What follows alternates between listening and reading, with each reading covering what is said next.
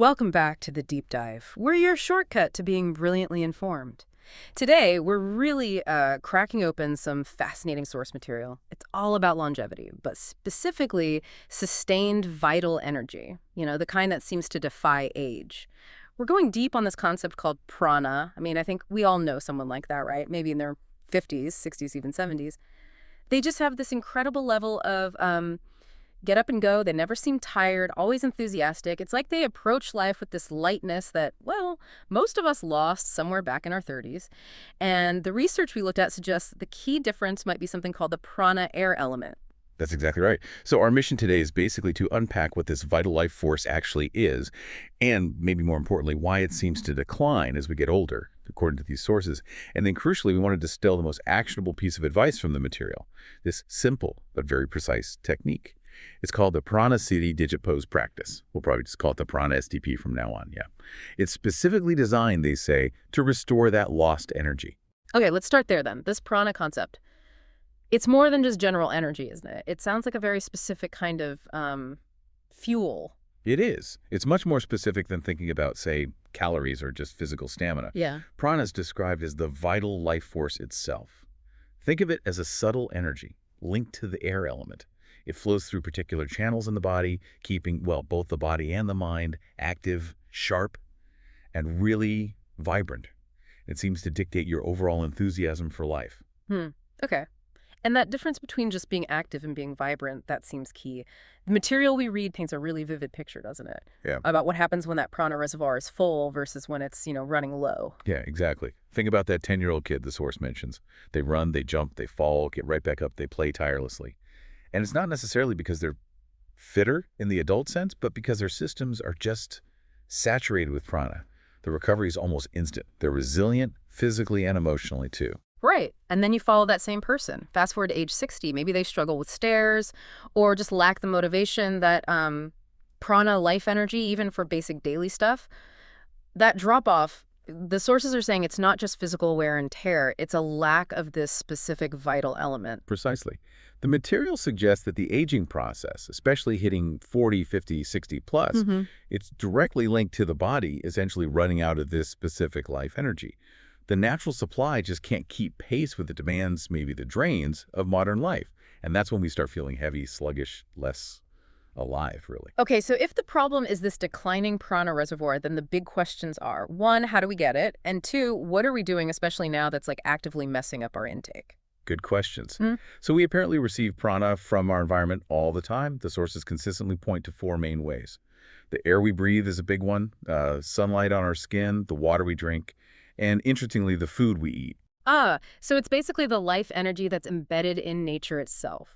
And this is where I think the sort of aha moment might hit for a lot of listeners, because without really thinking about it, we've kind of built lives that separate us from almost all of those sources, haven't we? That's really the core argument in the source material about why it declines. Yeah. They highlight two huge factors.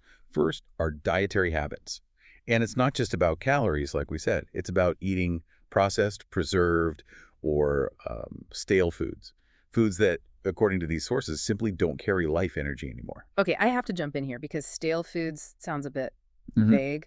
Did the text explain why processed food lacks prana? Is it like oxidation, chemical stuff? That's a fair point. The source suggests it's really about, well, time and how it's prepared. Fresh fruits, vegetables, raw foods. They're described as being rich in prana because they've just recently captured energy from the sun, the air, the earth. Processed food, on the other hand, has lost that vital connection. It's energetically kind of dead. It might give you calories, sure, but it won't refuel your prana. So if dinner came from a box or has a shelf life of a year, it's probably low prana fuel. Okay, now let's add that second big drain.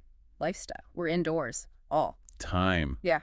We're practically hermetically sealed, aren't we? Most of our time is spent in these highly controlled environments, homes, offices, cars, often with filtered air, heating, or air conditioning. This creates a barrier. The sources state pretty clearly that this separation from fresh air, from nature, from sunlight, it just prevents prana from getting into our bodies efficiently. Yeah, I mean, we've all felt that difference, haven't we? Taking a deep breath outside in a park versus inside a stuffy office with recycled air. We kind of know the quality matters, but the source frames it specifically as a deficit of this vital energy, this prana. Exactly. So you combine those two things, eating energetically depleted food while blocking the natural environmental intake through being inside all the time. And you get that predictable, often profound energy decline we tend to see in middle age. It's like an energetic famine. Okay, but here's where it gets really interesting. Moving from the problem to the solution.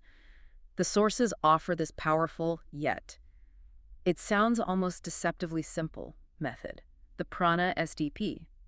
How can something so subtle, just involving fingertips, potentially counteract decades of, well, bad diet and staying indoors? Right. This is where we have to shift our thinking a bit.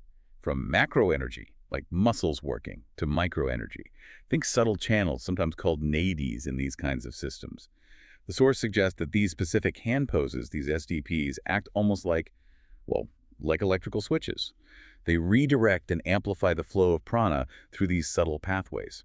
It's incredibly precise work, apparently, which is why the instructions are so strict. Strict is right. Let's cover the prerequisites first. This isn't something you just do casually while watching TV, is it? Timing and stomach conditions seem really important. Absolutely crucial. The source stresses two non-negotiables. First, it must be performed on an empty stomach. Ideally, first thing in the morning, right after your morning routine, like defecation. Why the empty stomach specifically? What's the reasoning there? Well, the idea is that energy, and prana as a form of energy, follows intention and focus. When your digestive system is working hard breaking down food, a huge amount of your body's energy is tied up in that task. So if you try to do the pose while digesting, the intended effect of the prana SDP redirecting that subtle energy gets diluted or even canceled out by the body's focus on digestion. If you have to do it after eating, you absolutely must wait at least 2, maybe 2.5 hours. Wow. Okay. That detail really highlights how subtle this is meant to be.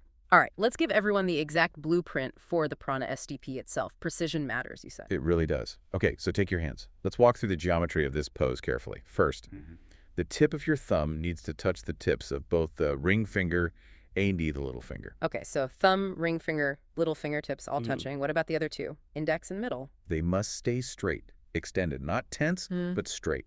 And it's really important that those 3 fingertips, thumb, ring, little touch evenly, right on the top pads. It should be a gentle contact, not a forceful press, just touching. Gentle, even contact. Got it. And the position of the hands themselves while you hold this. If you're sitting, which is generally preferred, your palms should face upwards, resting maybe on your knees or thighs. And again, the source really hammers this home. Avoid pressing too tightly and make sure you're touching the right spots. It has to be precise to, like, connect the right circuit. It's fascinating how much they stress that precision. It really suggests that even a tiny change might tap into a completely different energy flow or maybe nothing at all.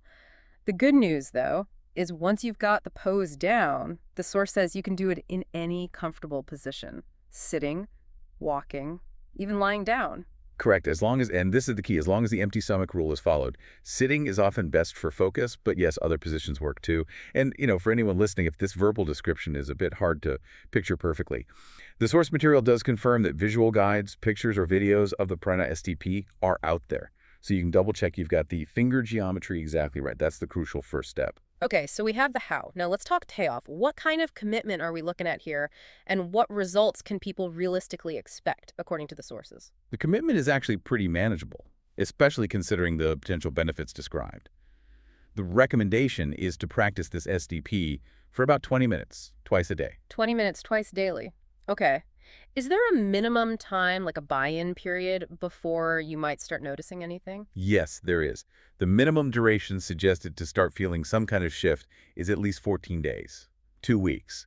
But, and this is important, to really experience the full restorative benefits, to properly refill that prana reservoir, they say you should continue the practice consistently for 7 weeks. 7 weeks, 20 minutes twice a day, precise pose, empty stomach. That feels doable, especially for the results promised. What are those tangible benefits the sources claim will show up? Yeah, the described benefits are pretty compelling. Within those first 2 weeks, the texts predict you'll notice a significant jump in your perceived energy levels. You should start feeling, well, younger, lighter, just more active overall. So that feeling of sluggishness, that heaviness, that might actually start to lift. That's the claim. The sources specifically mention that people in their 50s or 60s could start feeling as energetic as they did years earlier. Your overall vitality, your enthusiasm, just your general liveliness, that prana-filled quality is said to improve remarkably if you stick with the SDP consistently. It's framed not just as adding years to life, but really adding life back into your years. This whole deep dive into prana, it's been really eye-opening, actually. It completely reframes the search for energy. It's not just about hitting the gym or taking supplements, is it? It's about managing the subtle energy alignment. And the fact that the sources point to two fairly simple things: we can change our diet and our environment as the main drains. That feels quite empowering, actually. It really does. It highlights that maybe lasting vitality isn't just about avoiding illness, but actively cultivating and managing our subtle energy flow. And the Prana SDP is presented as this, well, accessible, non-invasive tool to directly tackle that energy deficit caused by modern living. It's a way to actively refill the tank, so to speak. So, just to recap for everyone, we've covered the core idea of prana, this vital life force. We've looked at how modern life, eating energetically dead food, sealing ourselves off indoors away from sun and fresh air, apparently depletes it. And we've laid out the very specific step-by-step method for doing the Prana SDP, which the sources claim can help restore the energy maybe you felt when you were younger. So here's a final thought, something maybe for you to chew on after this. If initiating potentially profound physiological change really only requires the conscious, precise alignment of three fingertips, something that seems so minor physically, what other hidden, maybe powerful energy channels or subtle connections are we just unconsciously messing with or completely neglecting in our busy, chaotic day-to-day lives? Something to think about perhaps the next time you find yourself reaching for that third cup of coffee just to get through the afternoon.